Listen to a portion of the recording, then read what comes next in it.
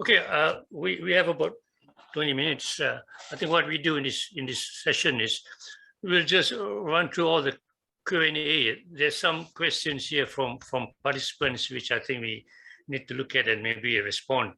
Okay, there's one here. I think there's a question on borrow which Dr. Prakash has already answered. That's a good one. And this one from Malaysia, from Mr. Tan, to all speakers.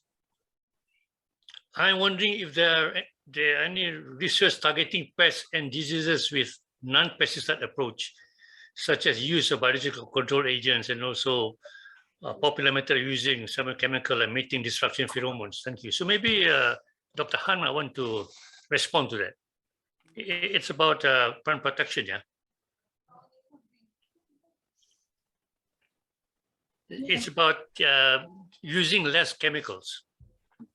And thank you for the question.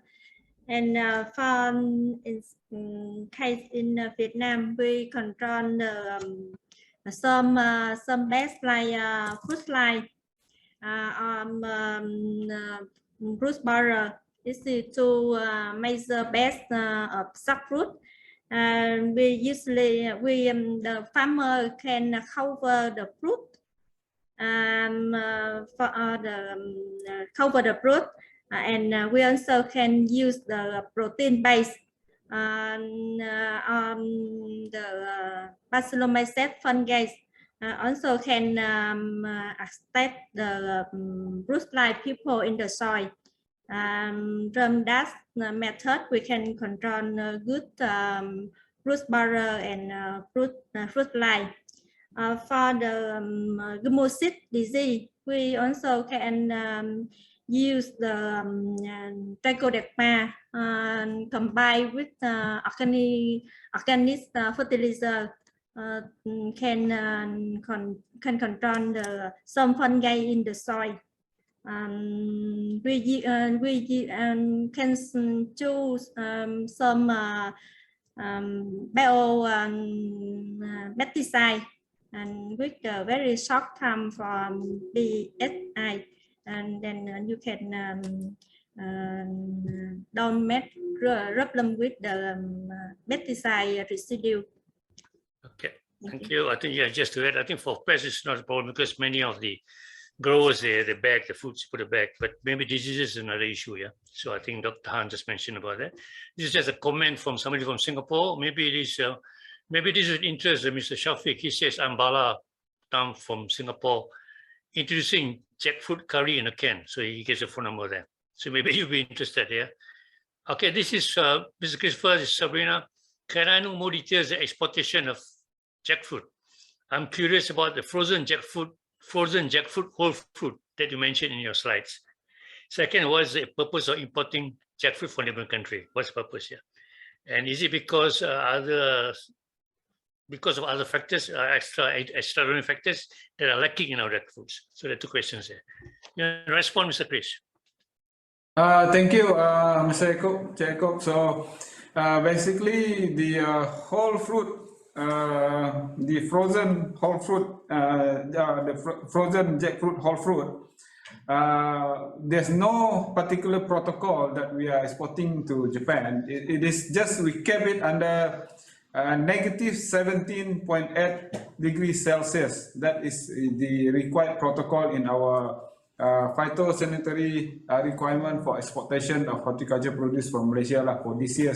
So there's no other requirement. That is also the requirement is also for the pulp, frozen pulp, both with that temperature that we kept. So and beside that, there's another question regarding we are importing some other from the neighboring country, especially from Thailand and also from Indonesia.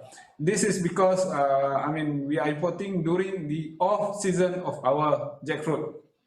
Okay. Yeah, basically because at that time we are not having, but we want it to be in our market share for our local domestic consumption. Okay. Okay. Yeah. Thank you. Yeah. Thank you, Chris. Mr. Chris. Yes. Okay. There's a question to Dr. Han again. what characters do you use to divide the group of jackfruit? What characteristics? Yeah. In Vietnam, jackfruit we divide into groups. The star jackfruit group. This group with the big fruit and also very big tree. And this group suitable for processing and plus eating. And another group is toner group. It with small group, small fruit, and they're very sweet and sharp, plus. That's why just suitable for plus eating. With some characteristics, then can divide from two groups. So you go with size and also the sweetness, the bricks, yeah? Okay. All right. So I think this you must be the favorite because there's another question from Jen Pardo. What is the metric ton output and export of Vietnam of jackfruit? If you have the figures. Output, that means the production and the export of Vietnamese jackfruit. Do you have figures for that? For Vietnam, yeah. In Vietnam, for the jackfruit product for export, just use the rib fruit, not unripe fruit. Ripe fruit, yeah, ripe fruit. Okay. But you don't have the figures. How many tons? How many? I think that one maybe later you can provide. Yeah? Okay. There's another question for you. This is from Biswaji Karmaka. What type of propagation methods do you use in Vietnam for jackfruit? Propagation method. How you use grafting, marketing, or use seeds in Vietnam? How do you propagate the plants?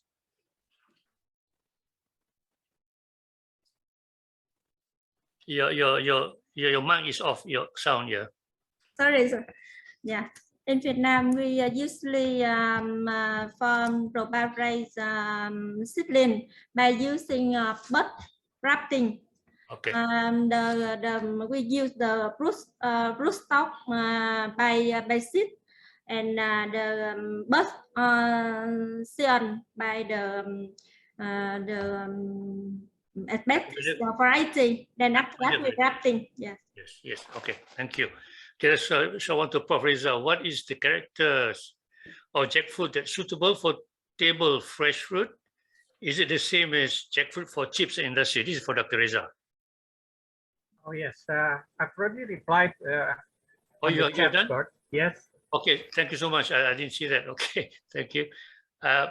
This is from Noli Gasha. Do we have action plan on the reduction of post-harvest or post-fruit losses? This we'll discuss later, okay? Okay. To say,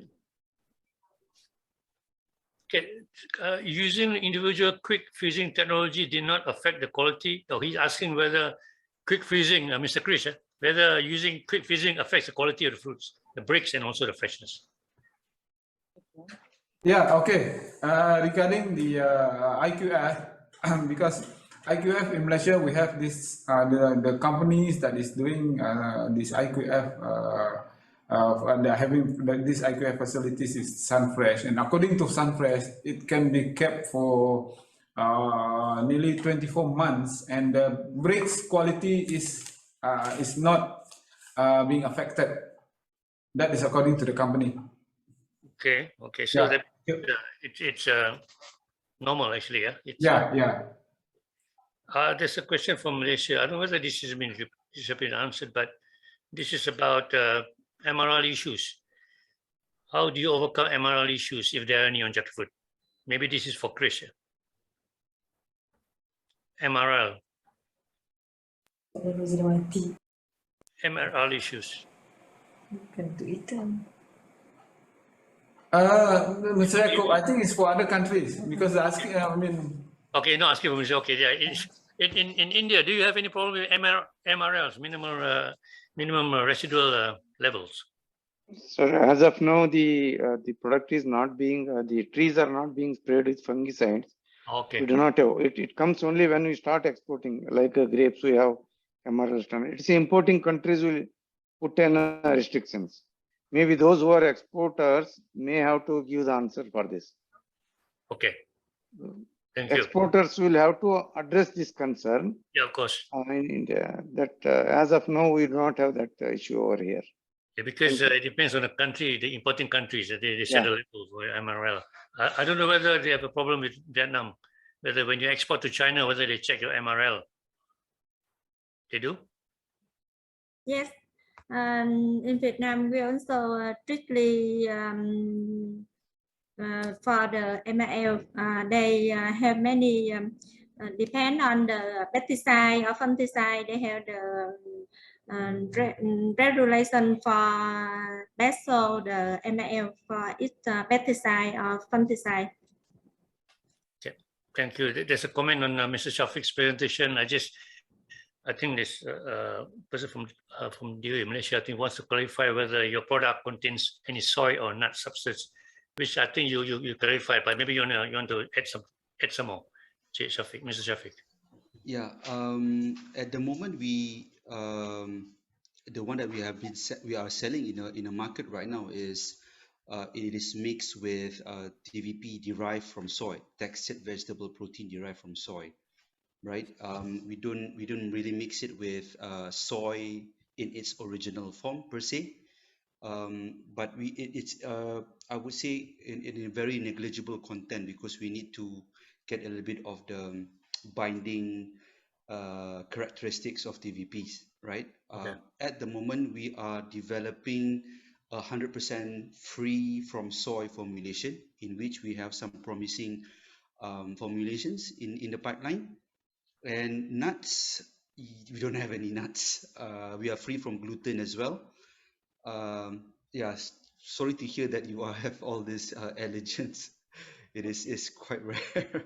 So please, I think if the person is named Rosila, if you're from Rosila Wati, I invite you to come into our facility and have a try, have a go at our samples. We'll be more than happy to cater to your allergies.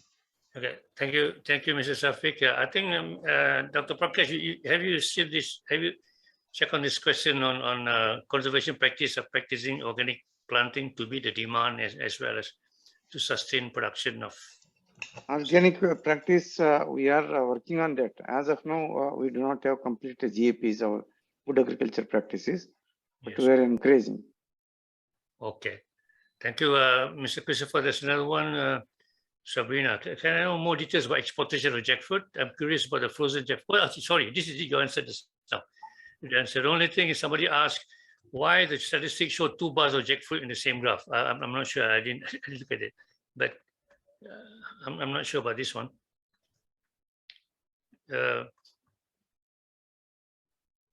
Okay, but you answered the one on freezing, which is fine, yeah? Okay, thank you. For Dr. Han. Yes, sir. I think we're done. We're done with all the questions, yeah? Yes, sir. I already done this question. Okay, okay. What is the proper time and age of Sion? So you answered this one? Yes. No, not yet. The plant carry the Sion of birth about 4 to 5 months. This good for birth wrapping. And the time, any time in Vietnam, we can wrap in around a year.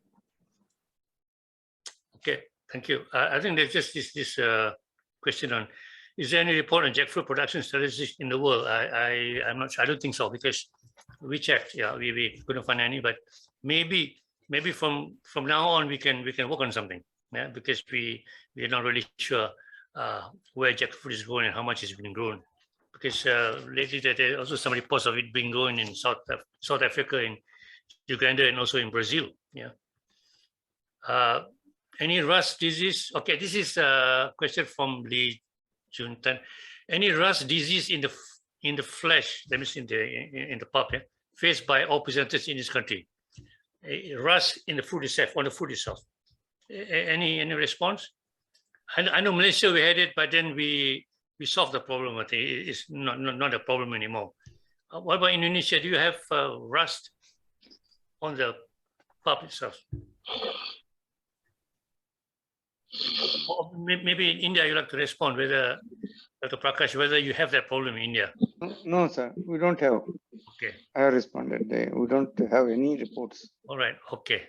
Thank you. So maybe it's unique to Malaysia then, yeah. But in Malaysia also, I think the problem has been solved. Have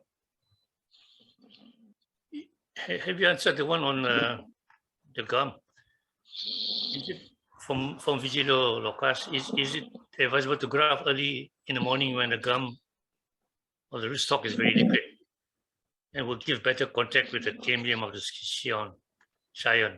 The best scion is when it retains dormant mature leaves and the vita is the same size as rootstock. That is my answer to Virgilio. Oh, So that's my answer, yes. Okay. So you're talking about that.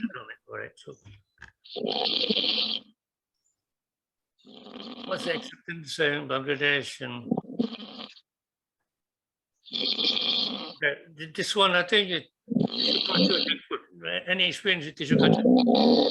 I haven't seen one, but jackfruit tissue culture planting material, do we have it? I haven't seen one yet, but is there a demand if it is produced commercially? Dr. Prakash, anything? I don't think it may not be having, because since it is a grafted material, it may not have the relevance. It takes a long time to culture. I think it's hardwood, so maybe it's a problem. Yeah. Mrs. Pepito, you have anything to add? Or do you have, your audio is off. As far as the wood of jackfruit is concerned, this is actually a very good material for the making of guitar and ukulele. If the wood that is being used for the guitar and ukulele, it is the best. It produces the best sound. The wood from jackfruit. Yeah, that's what I heard too. I think the Dr. Reza might know that, because he plays guitar. yeah, I believe so. It's good wood. I'm willing to try the jackfruit wood for guitar. Yeah. But I see there's a guitar behind you. There's not jackfruit. So you have to visit the Philippines. You have to see our guitars and ukulele made from jackfruit wood. Yeah. That will be interesting, yes, because I'm a classic guitar player. Wow. Okay, sir. So it produces the best sound because of the quality of wood that is being used. Okay, Brenda, Mrs. Pepito, there's a question for you. How much of jackfruit do you export from the Philippines? I don't know exactly the number. How much? But I think a little amount. Okay. Okay, sir. As far as the Philippines, yeah. We are a net importer of jackfruit, usually from Vietnam. But for the processed jackfruit, we are a net exporter. Okay. That's the situation, yes. Okay, there's a reply from Jaafar, our colleague from FAO. He says a 2018 FAO publication on minor tropical fruits estimated the production of jackfruit amounted to 3.7 million tons in 2015 to 17. However, estimates are also included in other categories. So it includes carambola, everything. So it's information is there, but then it's in a mixed category. Yeah. Okay. Can the jackfruit be introduced as a nutritious food in the world? Yeah. Well, why not? I think Mr. Syafik knows better. Yes, of course. It's just very flexible, and every part of the food is actually useful. What Dr. Han mentioned just now, the rind can be used as animal feed. The seeds are highly protein available in its seeds, and we are actually looking at a little bit of a spoiler here, using jackfruit seeds as a plant-based milk. plant-based alternative to milk. So this is one of the, potential growth area that we are looking at. So yeah, and if I can just address Ms. Nurul Ashikin, can jackfruit be considered as one of the superfood in the world? Definitely, definitely. It's just that the superfood is like a marketing term, right? All food can be superfood if you use it correctly. So yeah. It is.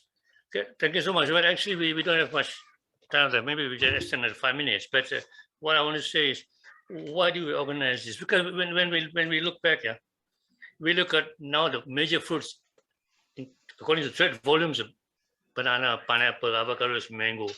Why are they major fruits? Because they are traded globally. But you have to remember, like bananas or mangoes or pineapples, how long did it take to get to that level? 100 years, 50, 70 years, 80 years, it's a long time. So I think it's a good time to start on jackfruit. Why not? Because if you just look around you, things like, well, durian is coming up now already, Dragon fruit. Dragon fruit, if you look at figures, there's been exponential rise for the past 4, 5, 6 years. In fact, Vietnam used to lead. I think Vietnam had 50,000 hectares of jackfruit. Now China has 55,000 hectares. But it's everybody's going to it, and they're going in India, they're going in South Africa, they're going in So when I talk about jackfruit, I'm thinking in that context. Can we be like dragon fruit? Can we be like kiwi fruit? No, we just has grown so much. Can we be like durian? Still small, but this is coming up. So I think there's a potential there, and we put in jackfruit because I think for us, the taste is exquisite, it's exotic, it's curious looking fruit, it's big, but at the same time, when we see exports now, we export to England, into New Zealand, to Australia, but we have to remember that the ones we export are consumed by migrants, by Asians, mostly. So what I'm saying is, it has to be more than that. It has to be a global fruit. Like when we eat apples and pears, why can't the others eat jackfruit and jackfruit? Yeah, and I think jackfruit and others which we will have in the series have that potential. The other fruits too, So being jackfruit, for one, I think, like Mr. Syafik mentioned, we have to be aggressive in the market and the consumers, because that's what determines everything. I mean, you can have the best food in the world, but it's only 2 people eating it in the world, and forget it. So it's about consumer acceptance and market. But right now, I know that the Middle Eastern market is already open to jackfruit. Okay, so, and the other thing is, jackfruit is always, or other minor fruits, has always been taken to context that it has to complement other fruit types. We don't eat jackfruit every day. We eat jackfruit together with bananas and also with pears. We eat grapes, jackfruit, and dragon fruit. So when you eat fruit, you can eat one time. You have to eat a combination of fruits to provide you the diversity, also to provide you the nutrition content. Okay, so going through all that, I think there's big potential for jackfruit. Only thing now is we've been through for the past 3 hours. I mean, I have to congratulate all speakers. Fantastic information, very interesting information, and we learned a lot of things. But we know that each country has different focus on the fruit. India, I think, is quite well established. I mean, they've been doing jackfruit for a long time, and you have a SWOT analysis and you have a focus on where to do it. Malaysia also, I see there's also a lot of improvement compared to maybe 10 years ago. So there's the focus there, and they've already established areas to grow jackfruit and also the processing. At the same time, most of the countries here and everywhere, jackfruit is a smallholders crop.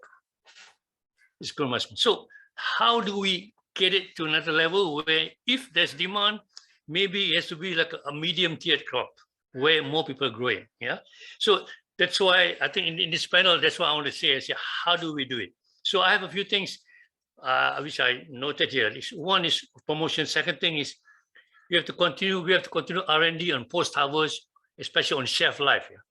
And nowadays everybody talks about food safety. So it's about hygienic conditions, sanitation. and good quality. And what I noticed is like Dr. Prakash mentioned, there are more than 1,000 extensions, 1,000 varieties there. But I think for commercializing, we have to concentrate on a few. For example, mango, the world variety is maybe Tommy Atkins, Irwin, and and Alfonso. So you concentrate on two varieties. Like for Thailand, when they export durian, it's only Montong, and for Malaysia, it's only Musang King when we have more. So maybe for jackfruit, with all the diversity, we can select very highly commercial, marketable fruit types. So I said, this is what we're supposed to say. And I think the other point is jackfruit as another alternative for Mr. Ahmad Syafik mentioned. I think that's one avenue which needs to be explored, already explored, but like I said, explored, but the use of jackfruit, maybe there's still a big market for it. Because right now, when you talk about plant-based, it's more soybeans and other things. You see a lot of soybeans, tempeh goreng and tempeh rendang, we have all that stuff. Yeah. But maybe more jackfruit. And I think we are also talking about when we do processed products, Syafik, and also the other sort of in the panel, we have to talk about the urban consumers, because in the village, the fruit is at the back of the house, no sweat. So when we talk urban consumers of big cities, Singapore, Hong Kong, maybe Los Angeles, so we need to do well-packed fruits. It has to be very clean. It has to be everything, perfect, good packaging, and long shelf life. So that's just my point. Yeah. So and my last point is, I think we cannot, if we just remain it's like this, it is status quo. With small farmers, it's difficult. So like I think Malaysia and also Vienna, what they're doing is they're engaging, or maybe Philippines, engaging big players to help the small farmers. Yeah, so it helps with the value chain thing. Yeah, so you have big exporters who act as anchor companies, who act as the wholesalers or the middlemen for the smaller farmers. But the smaller farmers has to be trained on growing the correct variety. And having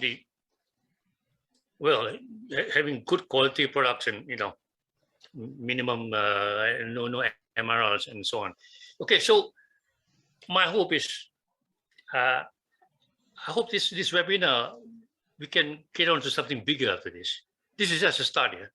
I mean, what I'm saying is this collaboration, this connection, this network here. So maybe the next time we will have a jackfruit conference where we have more research being discussed, more marketing and more value chain analysis thing. And who knows, maybe in another 5 years we'll have a jackfruit World Congress. I don't know, World Jackfruit Congress. Yeah. So to clear up, I want to give everybody a chance to say something. What you think we can do to improve the jackfruit situation in your country and also regionally and globally. I'll start with Dr. Prakash. Yes, my friend. Please.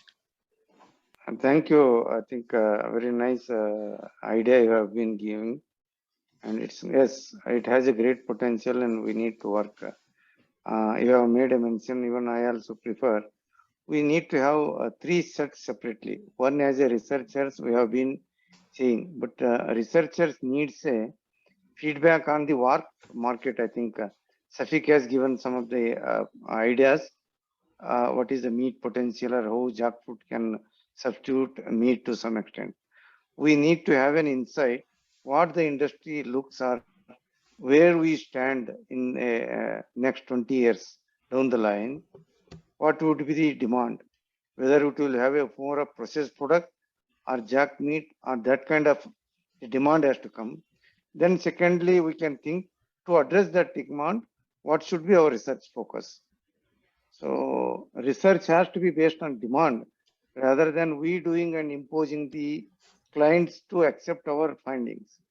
So I think it's a very good the platform to get the insight on what the world looks, where are the potentials. If not, where are the potentials, and the last task would be researcher. In that way, if we go, our research focus will be totally changed. to address that, what should we do? Thank you. I think these are the 2 points I wish to say. Yes, thank you, Dr. Prakash. Excellent. Yeah, I totally agree with you. You have to look at the demand, look at the market, and then work on backwards and what focus of research you have to do, right? Okay, thank you so much. Yes. I'll go on to the next, maybe Mr. Christopher from Department of Agriculture would like to add, to comment, or to to close up the show.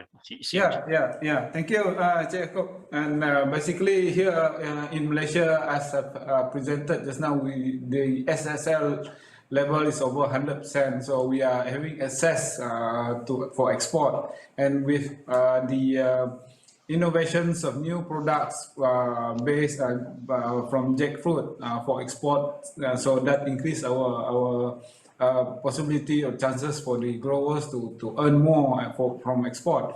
And one more thing is that we see in Malaysia, as the farmers and growers are having right now, we are not producing to the full capacity of the jackfruit itself.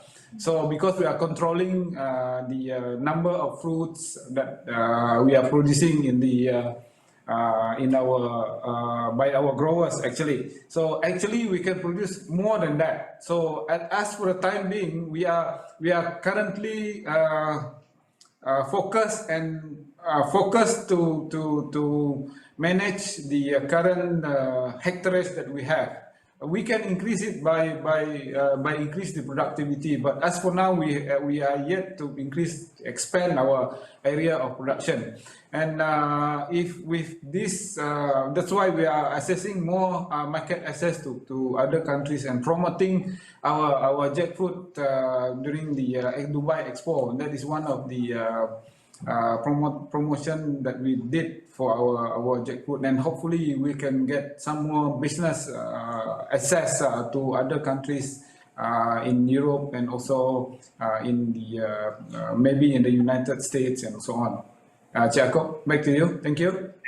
Thank you so much, Mr. Christopher. Yeah, I think you're right, Malaysia, our SSL 100%, but like you said, I think there's we have to create a demand, yeah. So that's when we have to seek for markets outside. Thank you, Dr. Reza. Do you want to add some points? Yes. Well, maybe in Indonesia, yeah. In my opinion, jackfruit can be grown on an agroforestry base. So for the conserving the environment from floods, deforestation, while also at the same time benefiting from the fruits for vegetables or fruits. So that's my point of view. Yeah, thank you. You must be an environment person. Yeah, I think that's a good point where jackfruit can be utilized as an agroforestry initiatives. Yeah. Thank you, Dr. Reza. Dr. Han, do you want to add anything before we close? Your audio is off. Yeah, thank you. I just want to say thank you, TFNet, we had the chance to present some our activity. I think because saffron also very big area in Vietnam, and now we try to find new variety from meet the requirements of market, and also solve the problem by product and add more value from saffron. I think this some remain from saffron production. Thank you. Thank you, Dr. Han. Dr. Pepito, do you want to add anything before we close for today? Dr. Pepito, your audio is off.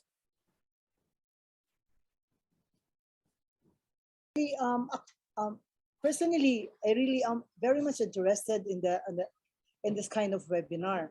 And of course, as I heard all these presentation from India, from Indonesia, Malaysia, and Vietnam, I really can see that we have lots of work to do as far as jackfruit commodity is concerned here in the Philippines. So in a way, I do wanted that the technology that you have there in your countries can also be shared here in the Philippines, because at the end of the day, we will be helping our small farmers that will be planting jackfruit in the future. Yes, Sir Yacob, that's a good idea. No? The ways forward for the jackfruit commodity. Why not jackfruit? Instead of eating apples and pears, we will eat jackfruit. Actually, from the words of my great grandmother, actually it made them survive during the Second World War. Jackfruit is the fruit that they are eating during the shortage of food. It's jackfruit that made them survive during the World War II. Okay, thank you so much, Brenda. Yes, I think I agree that we have to have some form of jackfruit network where we can engage with each other. And who knows, we might want to have a jackfruit 2-day jackfruit forum, just solid jackfruit, Okay. My last the last comment from Mr. Ahmad Syafik. We give you the honor to say some few words. You're gonna add your audio is off. Your audio is off. Yeah. Sorry. Yes. Rather than just I'm putting it out there. Rather than we outcompete each other, I think it's best that we get together and really make something out of this big fruit called jackfruit that can be a key export to from our region right for the world. Let's share the blessings of this fruit together with all the people in the world. And I can say that from my experience of sending products to Japan, and maybe Mr. Christopher can I can just share this more with your team. The Japanese, they love jackfruit, and to those who have actually well traveled, they've tried durian, they've tried jackfruit, and of course my investors, they have actually tried jackfruit, and they just came visited me like a few days back. I've sent them back to Japan for like a quick 4 days visit here, and they wanted to pay a visit to the nearest jackfruit farm that we have here from our supplier. We took him, and he was like, first time in his life he saw a jackfruit tree that does not grow in Japan. And we spent like good few hours there. He was like testing all the kinds of jackfruit. He's really into it. Even our supplier gave him a few cold chilled jackfruit to bring back over to Tokyo. But of course, when he comes to crosses the customs line, everything have to be thrown away. Yeah. So what's going on here? Why is it? Why is this super strict regulation that we are facing from this? I think they need some certification for that. I think maybe Chris might. Understood. I mean, I'm not asking you to address this now, Mr. Christopher, or any other. Something we need to discuss. So we need to look at make this as easy as possible for our jackfruit products to go into these countries, developed countries, right? And to also highlight that there's only one country in the world that can actually export jackfruit in whole fruits to Japan. Can you guess which country is this? Thailand. No. It's Mexico. Yeah, but they don't have much there, right? Yeah, I mean, like, why Mexico? Well, sometimes you have to consider the geopolitical consideration. So yes, of course, it all depends on that. So if they can do it, so can we, right? Of course, yeah. So when our investor was like, hey, we can only bring like whole fruits from Mexico because there is like a G2G agreement between Japan and Mexico. So I guess it's something that we could also look into in terms of other opportunities for the jackfruit farmers here, at least from the ASEAN region. Yeah. Okay. Thank you. I think, thank you, Syafik. I think we have to stop now. I think everybody's suffering from some kind of a jackfruit fatigue, they call it. So, before we end, on behalf of the organizers, I would like to thank, first of all presenters for their excellent, informative presentations. and to our partners, the Department of Agriculture Malaysia, for the support and assistance, and for the support and assistance, and of course to all those who are attending this webinar. Thank you so much for making it a success.